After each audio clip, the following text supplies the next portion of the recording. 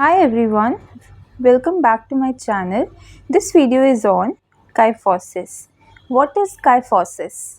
Kyphosis is a medical condition where the upper part of the back, that is the thoracic spine, it becomes abnormally curved outward, forming a rounded or hunched back appearance. इस condition में क्या होता है कि जो हमारा अपर back area होता है वो ज़्यादा आउटवर्ड को बाहर को निकल जाता है, जिससे क्या होता है कि ऐसा लगता है कि जो इंडिविजुअल है, जो पर्सन है, उसकी हंच बैक है। Now in simple words kyphosis means too much forward bending of the upper back. It can look like someone is slouching or has a hump on their back. So what happens is kyphosis में क्या होता है कि too much forward bending होती है upper back की। अगर हम बैठे और अगर हम ज़्यादा झुक के बैठे हैं तो हमें काइफोसिस हो सकता है। मीन्स हमारे बैक एरिया में हम्प हो सकता है, that is slouching. Now who gets it? First is teenagers because of bad posture or spine growth problems, or old people due to weak bones or spine collapses. So ये किन लोगों में देखा जाता है? एक तो टीनेजर्स, बिकॉज टीनेजर्स क्या करते हैं, जब हम स्टडी करने के लिए बैठते हैं तो अगर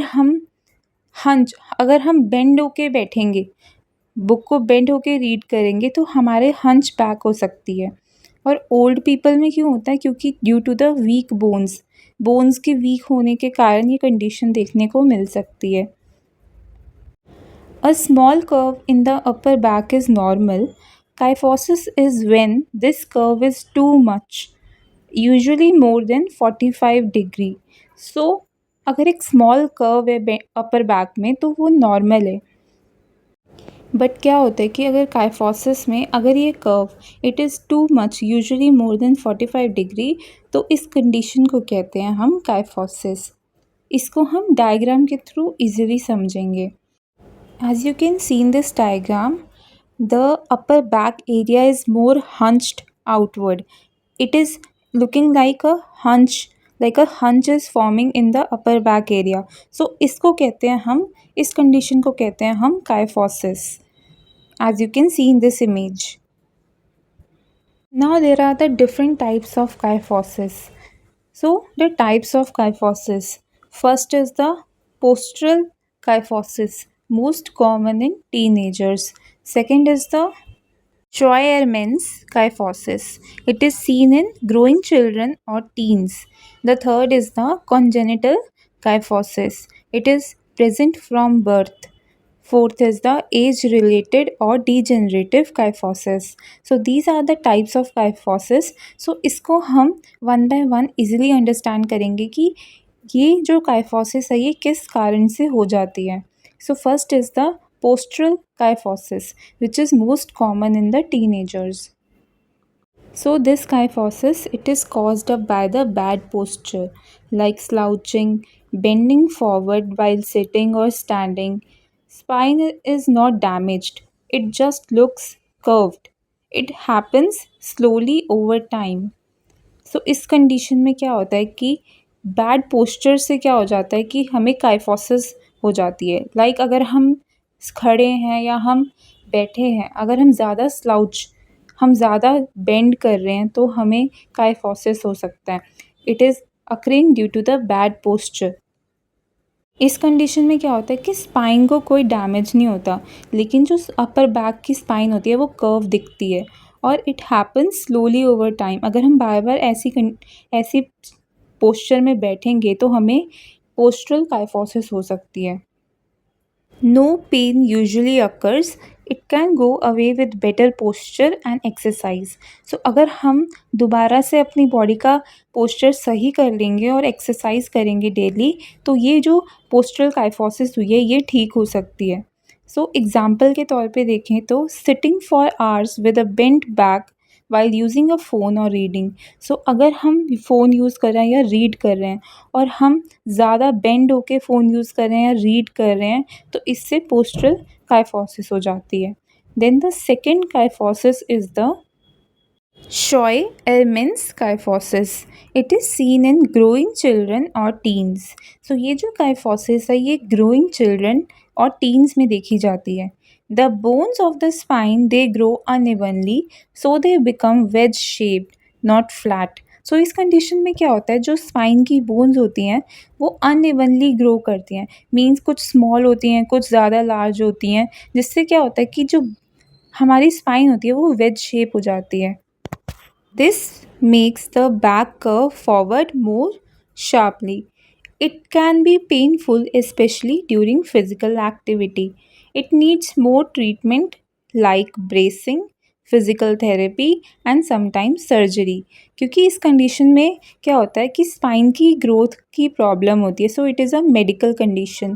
तो इससे क्या होता है कि हमें सर्जरी की भी ज़रूरत पड़ सकती है, फिज़िकल थेरेपी की ज़रूरत पड़ सकती है और ब्रेसिंग की ज़रूरत पड़ सकती है. Then the third is the congenital kyphosis. This kyphosis it is present from the birth. The baby's spine does not form properly in the womb. So mother की वॉम में जब बेबी होता है तो उसकी जो स्पाइन होती है वो इस कंडीशन में ठीक से बनी नहीं होती. So some bones in the spine may be missing, fused और shaped abnormally.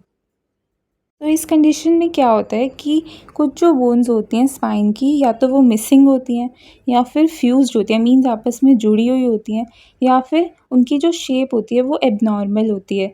So curve is seen early in life and may get worse with age. So जो कर्व होता है वो अर्ली इन लाइफ में ही देखने को मिलता है और जैसे ही एज बढ़ती जाती है ये जो कंडीशन होती है ये वर्स हो जाती है बेबीज़ में जैसे ही वो यंग हो जाते हैं बिकॉज जो स्पाइन की कर्व है वो वैसे ही ग्रो करती है. Usually need surgery at a young age. So इस कंडीशन में जो सर्जरी है वो यंग एज में ही करवा देनी चाहिए. Cause problems in spine formation before the baby is born. So इस कंडीशन ये कंडीशन कैसे होती है वॉम में ही बेबी की जो स्पाइन फॉर्मेशन होती है वो अनइवन स्पाइन फॉर्मेशन होती है या फिर जो स्पाइन होती है वो फ्यूज़ होती है. Now the third kyphosis is the age related और degenerative kyphosis. It happens in older people. It is caused by weak bones that is the osteoporosis or disc problems in the spine. सो जैसे ही हम old होते जाते हैं तो जो हमारी bones होती हैं वो वीक हो जाती हैं. तो वीक बोन्स को कहते हैं ऑस्टियोपोरोसिस. सो हमारी जो स्पाइन में जो बोन्स प्रेजेंट होते हैं उसमें क्या होता है उसमें भी ऑस्टियोपोरोसिस देखने को मिलता है ओल्ड एज में. सो डिस्क प्रॉब्लम्स हो सकती हैं स्पाइन में. बोन्स में ब्रेक और shrink leading to a bent back. So bones क्या होती है या तो वो श्रिंकेज हो जाती है या फिर ब्रेक हो जाती है जिससे बेंट बैक हो जाती है. It can cause back pain and tiredness.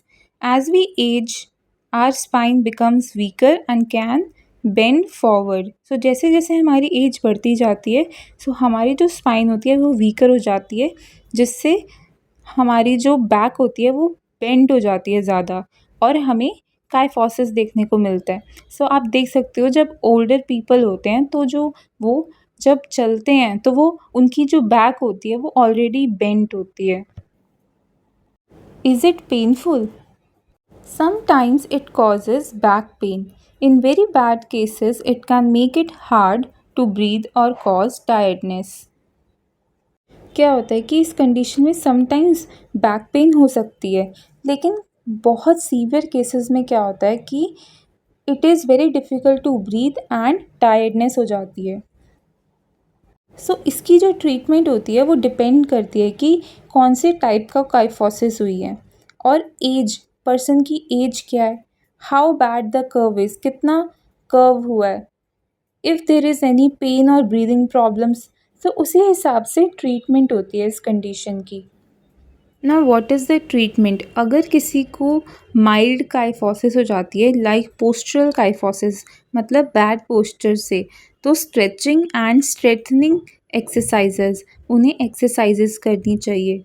Learning to sit and stand properly हमें स्ट्रेट स्पाइन करके खड़े होना चाहिए और स्ट्रेट स्पाइन के साथ ही बैठना चाहिए. then physical therapy may help. या फिर अगर ओल्ड एज में ओल्डर पीपल को ये कंडीशन है तो उनको मेडिसिन देनी चाहिए, पेन किलर्स देनी चाहिए to reduce the back pain, और calcium and vitamin D for bone strength. So bone की स्ट्रेंथ के लिए उन्हें कैल्शियम और विटामिन डी देनी चाहिए। And now for severe kyphosis, अगर बहुत बड़ा कर्व है, वेरी बिग कर्व, जिसमें ब्रीदिंग प्रॉब्लम भी देखने को मिल रही है और हमें नर्व प्रॉब्लम्स भी हैं, इस कंडीशन में surgery is very important. So the doctor straightens the spine using metal rods and screws. So जो डॉक्टर्स होते हैं वो मेटल रॉड्स और स्क्रूज लगा के स्पाइन को स्ट्रेट कर देते हैं। It is used when the curve is very bad और पेनफुल और अफेक्टिंग हेल्थ। अगर बहुत ज़्यादा कर्व हो गया जिससे क्या हो रहा है कि ब्रीदिंग डिफ़िकल्टी हो रही है और पेन हो रही है बहुत ज़्यादा, तो डॉक्टर्स को सर्जरी करनी पड़ती है। So do like, share and subscribe to my channel and follow me for more videos.